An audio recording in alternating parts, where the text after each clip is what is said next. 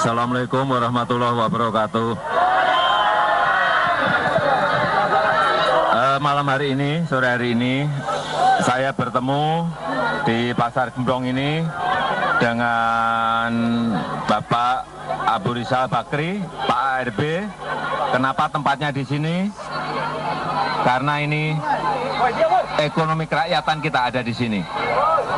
Penjual pisang, penjual sayur, penjual ikan, penjual tempe, penjual tahu, produk-produk petani ada di dalam pasar. Sehingga pertemuannya memang di tempat yang sangat kerakyatan di sini. Dan selanjutnya waktu saya berikan ke Bapak Abu Rizal Bakri.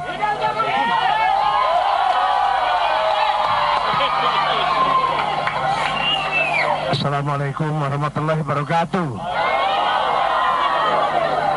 Saya datang kemari untuk berjumpa dengan Pak Jokowi. Perjumpaannya bukan pertama kali, sudah kesekian kalinya.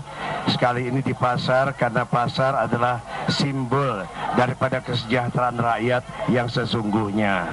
Tentu ada pasar lain, pasar modal, pasar uang. Tapi kalau di sini, pasar kerakyatan yang sesungguhnya.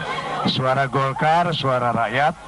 Karena itu dengan Pak Jokowi saya senang sekali dia berjumpa di tempat satu pasar yang merupakan satu pusat untuk kesejahteraan rakyat Indonesia.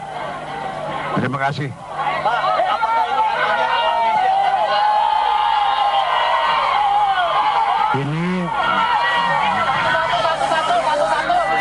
Ini penjajakan lanjutan untuk koalisi. Nanti tentunya kalau bisa koalisi nanti kita mendukung Pak Jokowi gitu sebagai presiden gitu. Apakah dari Golkar sudah akan mencalonkan cawapres atau bagaimana, Pak? Nanti kita bicarakan dengan Pak Jokowi. Partai Golkar kan partai besar. Tentunya nanti partai PDIP partai besar. Nanti saya akan berbicara tentu juga selain Pak Jokowi berbicara dengan Ketua Umum dari PDIP Perjuangan. Pak, ini kan sendiri belum digelar, Pak. Deklarasinya kapan, Pak? Ini apanya? Tadi saya katakan penjajakan lanjutan, gitu ya. Deklarasinya kapan, Pak? Ya nanti kalau udah ada kecocokan, mudah-mudahan hari-hari ini ada kecocokan. Apa Pak yang bikin merasa cocok apa Pak? Kira-kira yang kira-kira cocok? Bajunya sama-sama putih. Alasan Golkar apa Pak? Jadi ini Ya, baik. Terima kasih.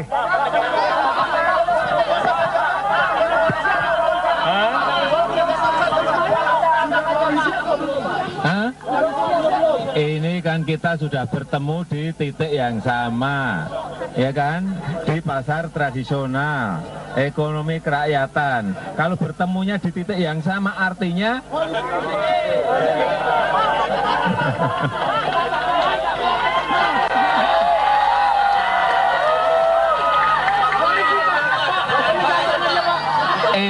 ini gini, ini adalah kerjasama, tetapi dengan catatan kita ingin menjaga kemurnian kerjasama ini, kemurnian. Jadi dari Pak ARB juga sampai detik ini tidak berbicara masalah cawapres dan tidak berbicara masalah menteri, tetapi sekali lagi kita ingin menjaga kemurnian dari sebuah kerjasama. Langkah-langkahnya sudah sama, platformnya sudah sama. Ini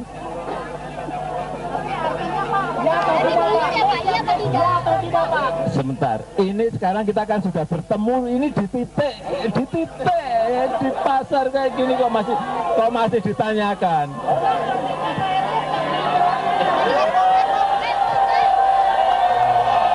Kalau hujan barokah, kalau hujan barokah ya. Jadi artinya kita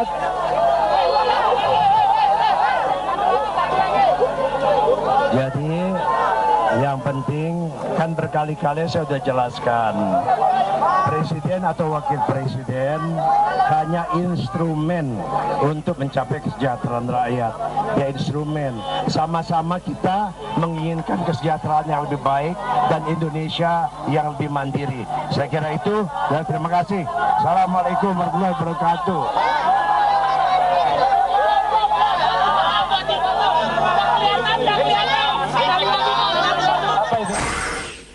Ya, kita akan membicarakan bagaimana dampak instrumen politik kata Pak ARB. Jadi kita lihat, tapi kita mesti mengerti juga. Kalau seandainya, saya katakan dengan jujur, kita mencapai 112, sudah lama ARB atau Golkar sudah deklarasi siapa presiden, wakil presiden. Ini kan kita nomor 2, tahu diri juga kita. Tahu diri ya. Tahu diri. Ya, saya mau dengar tanggapan dari Pak Andreas, Pak, dengan apa yang terjadi hari ini di Pasar Gembrong. Ya, kalau kita perhatikan tadi apa yang diungkapkan oleh Pak Jokowi tadi, kita bertemu di titik yang sama gitu. Jadi kalau kita perhatikan sore ini ada 2 titik pertemuan. Satu titik di Pasar Gembrong di Jatinegara, ada 1 titik di Istana gitu.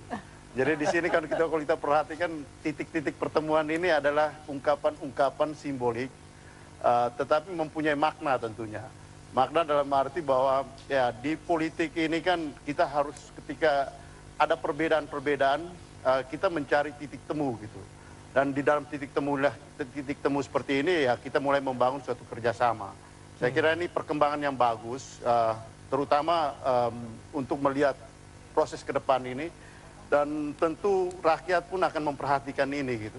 Bahwa perbedaan itu bukanlah menjadi hal yang harus dipermanenkan, tetapi mencari titik pertemuan lah yang penting untuk kemudian mencari solusi, dan di dalam solusi ini tentu yang diutamakan adalah bagaimana kita dalam pertemuan-pertemuan ini kita berpegang pada prinsip untuk kepentingan rakyat. Nah itu yang paling penting. Pak Andreas dan juga Pak Fadel, Mas Soto, tadi ini menjawab pertanyaan Mas Soto tadi mengenai keberadaan Prabowo di Istana. Kita langsung terhubung dengan Menko Polhukam, ada Pak Joko Suyanto. Selamat datang Pak Joko. Selamat malam, Sinta, Disi, Bung Yunarto, sahabat saya, Pak Fadel, Pak Andreas. Selamat malam. Ya Pak Joko, bagaimana nih mengomentari keberadaan Prabowo tadi ke Istana, yang tujuannya tentunya mengantar Pak Hatta Rajasa untuk meminta izin ini mengundurkan diri sebagai Menko Perek? Iya, sebenarnya bukan sekedar mengantar ya. Ada 2 substansi pokok saya kehadiran beliau di sana. Yang pertama adalah sebenarnya pengajuan pengunduran diri dari Pak Hatta Rajasa sebagai Menteri Perekonomian, karena beliau diajak oleh Prabowo sebagai wakil presiden. Undang-undang mengharuskan bahwa kalau pejabat negara atau menteri itu akan menjadi capres atau cawapres harus mengundurkan diri. Oleh karena itulah Pak Hatta pamit pada presiden untuk mengajukan pengunduran dirinya. Itu dari sisi Pak Hatta. Kenapa Pak Prabowo ada di situ? Sudah barang tentu ini adalah kalau pandangan saya lepas dari pandangan politik. Pandangan saya ini adalah tradisi dan etika politik yang bagus. Dalam arti begini, Pak Prabowo tahu bahwa yang diminta untuk menjadi capresnya itu sekarang masih aktif sebagai Menteri Koordinator Bidang Perekonomian. Yang presidennya Pak SBY.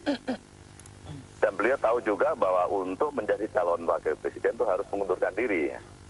Oleh karena itulah beliau datang sana meminta dengan hormat pada Pak Presiden apa diizinkan salah satu menkonya untuk dipilih menjadi calon wakil presiden. Betul. Itu saja substansinya. Jadi Joko, Pak Prabowo ke situ dalam kerangka itu. Betul. Ini perspektifnya bisa berubah ketika ini kita tahu ini adalah bisa jadi pasangan capres dan juga cawapres mendatang begitu kan. Kemudian datang ke kita ketahui bahwa Pak SBY juga sebagai ketum Partai Demokrat begitu.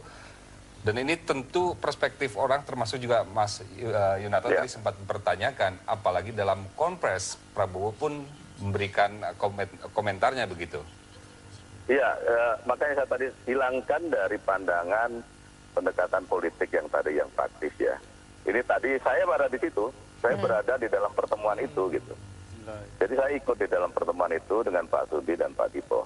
Jadi konteksnya adalah Pak Prabowo tahu betul bahwa seorang menteri atau pejabat negara yang akan menjadi calon wakil presiden, calon presiden harus mengundurkan diri dari menterinya. Dan menteri itu menterinya Pak SBY.